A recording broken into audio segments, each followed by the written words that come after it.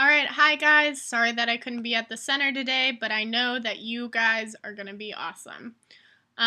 So, in the 1 hour that you have until financial literacy, please use your time wisely. I'd like to see significant progress on each of your digital illustrations because I want to see some progress, and you should make some significant progress if you're working independently. Please remember that you're free to listen to music if you have headphones. We have headphones that you can use, but I do not want to hear of any music being played otherwise. So let's get started. This is a pretty basic digital illustration that I've made for demonstrative purposes. And this is hopefully where most of you will start to get at. This tutorial is to show you some other ways of creating these shapes and to take you a few steps further once you get here. So I would like to make some reminders on the tools, and then I'm actually going to show you how to make an eye. I know that these two look a little wonky, but I do have a system that seems to work pretty well. So we're going to make a new document for that. But first, let's remember the tools that we're working with. So if you look on the left-hand screen of your tool, where your toolbar is, make sure that you are using the pen tool. If you pull the pen tool out, there's the freeform pen tool that kind of just allows you to go anywhere, and it makes a ton of anchor points, and it's a little confusing, but there will be moments that we use that later on. There is the add anchor point tool and delete anchor point tool in case you've made a shape and you need some more points to make it a little bit more realistic. And the convert point tool, which actually rounds out any anchor point because they all start as straight lines unless you hold and drag. So make sure also the number one thing you got to do when using the pen tool is to make sure you're on shape layers. So you do that by looking in the top left hand screen of your window, and there should be a shape layers icon. If that is not there, it might be a drop down that initially says paths. The newer Photoshop is a little different than the one that I currently have. The next tool I want to highlight you to and remind you to use is the path selection tool and the direct selection tool. So if you are to use the path selection tool, you are going to move that entire path. And now she's bald. Let's get back there. If you're going to use the direct selection tool, then you are actually just selecting specific anchor points in hopes of either using the barbells to change the curve, right? Or just to move it around. Very voluptuous hair she has. So, I'm going to demonstrate both of those things while making an eye. So to start, you want to use the ellipse tool, which makes some really nice, perfect shapes. There's also the rectangle tool, the rounded rectangle, the polygon, and the line. You should know this from when you made your timelines, but in case you forgot, these are here. If you are choosing to illustrate the background of your photo, these may be very helpful tools. If not, then make sure that you are using your, well, then we'll get to the background when I get back. So the first way to make an eye, in my opinion, the easiest and most simple way, is you start by making a round ellipse. You are then going to make a second circle within that first circle, which will act as your pupil. So if you need to change the color, you can click on the box that is next to your shape and change that color to whatever you'd like. Ditto for the pupil. Then you are going to make a third highlight, or a third circle, which is going to act as your highlight. This will make the eyes realistic. I know these are not great examples, and they're not great examples because my highlights are different shapes in different locations, and the pupils look all sorts kind of weird. So then the next tool that you're going to do is you're going to go back to the pen tool. You're going to make a very simple 4-point shape, which is going to cover your eye completely, and you're going to leave that white. Now, as you remember, layers literally layer on top of each other. So if I now want this white shape under my eye, I'm going to bring it to the bottommost layer. Oops. So it is now underneath my pupil and iris and eyeball in general. So the next thing I'm going to do is I'm going to make another shape that almost mimics that one, but this is going to be our eyelid. So you guys know what eyelids look like. You can kind of make yours however you want. I tend to then actually blend this in, and then if I were to, for example, want to make a shadow to, ooh, changed our hair, sorry. If I wanted to make a shadow to then give her eyelid a little bit more, I would go in, change that to a shadow color, bring that all the way to the top, and now, though this is not a great example, she has more of an eyelid. So, this eyelid is going to really focus on just covering your eyeball. We're actually going to leave it white because our background is white, and as I said, I like to blend it in, but yours should eventually change to the skin tone of your person. So then the next shape you're going to make is the bottom eyelid. What? So you're going to bring that down. You want to make sure that your eyeball is not actually round because no one's are just round. And you can make this shape really however you would like.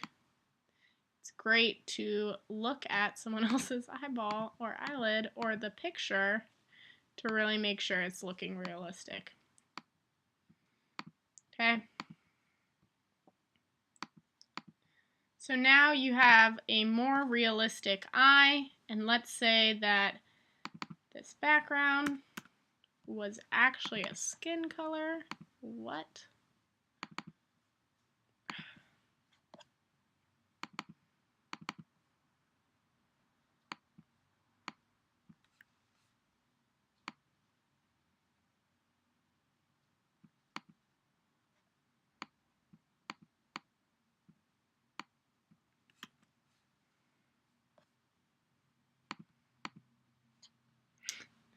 Then that's going to look pretty funny. This you're actually going to leave as white. You might have to make some adjustments with that white shape. Boop. Boop.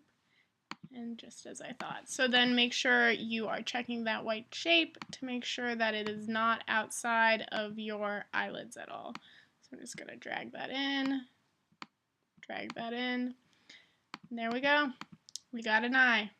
So just keep that in mind as you move forward. So the next step that I really want to show you is kind of what I already talked about, but it's adding details to your image.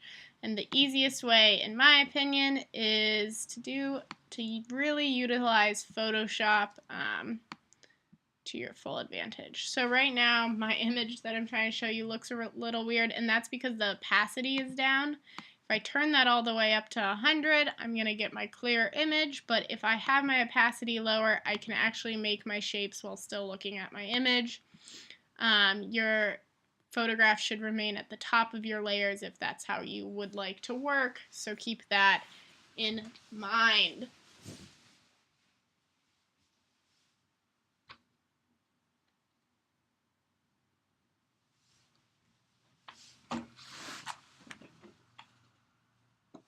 So,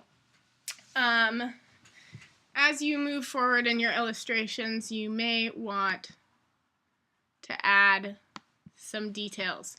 And so you're going to do that by adding the threshold layer onto your photograph. And as you can see, it really highlights the shadows and highlights. So as you adjust this layer, you're going to see a lot of different shadows. So for example, if I wanted to capture all of the details in the coat, I may utilize the threshold tool at this level. if I wanted to capture all the shadows in the face, maybe I'll do it at this level.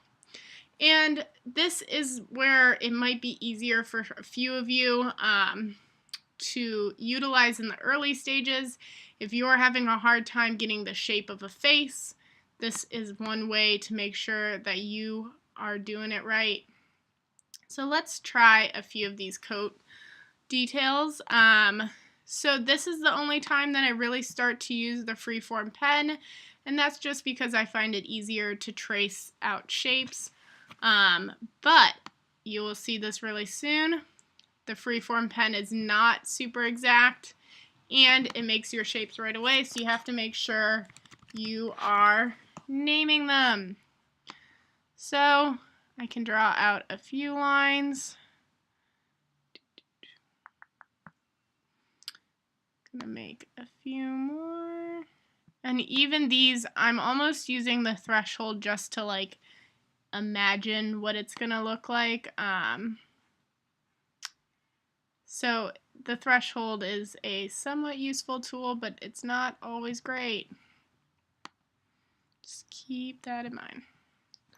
Alright, so now I'm going to try and change all of these colors.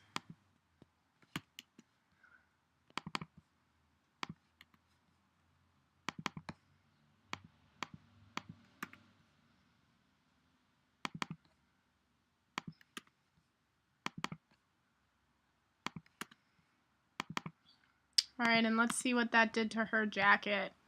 So I'm going to turn off my photograph. And so it has added some detail. In this sense, maybe it doesn't look great, but it has added a few of those details. I think you would have to go in a lot more and really play around with the different thresholds to fully do that. Let's try a few things on her face. As you can see, this woman has some nice dimples and has a very particular nose. So how I personally would start to get to where that nose is by a lot of layering. So maybe the first thing that I do is actually make a highlight of the nose.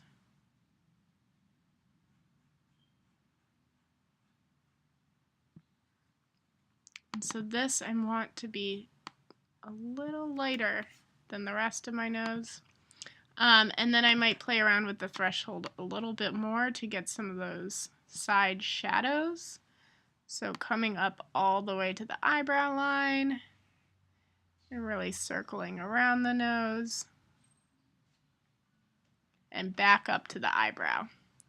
So now this particular shape I want to actually be darker. So let's see where that got us with our nose. Ooh, that looks a little crazy. So you then will probably have to make a few adjustments to try and get them to actually fit together. And that is why the freeform pen is not always wonderful.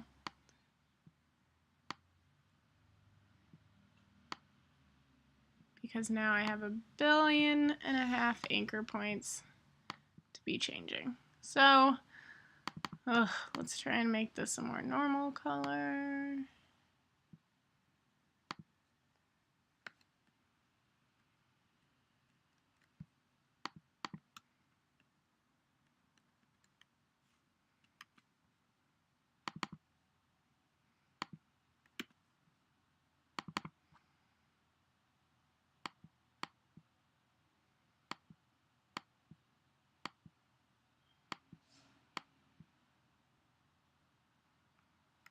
Alright, I definitely don't love that highlight, but I would maybe consider keeping the shadow to make my nose. It definitely is helpful in places like the dimples.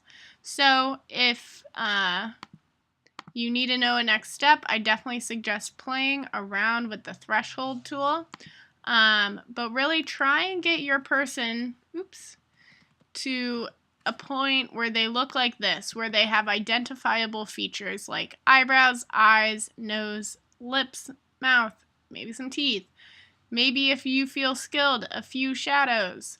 And then we can really talk about the rest when I get back tomorrow. So please make sure that you're working diligently and independently, and have a great day. Thanks. Oh, and of course, before we totally sign off, make sure that you're saving your work by going to File, Save As, and saving it as a Photoshop file. Try and save your work on the server so that I can see how far you got. Thank you.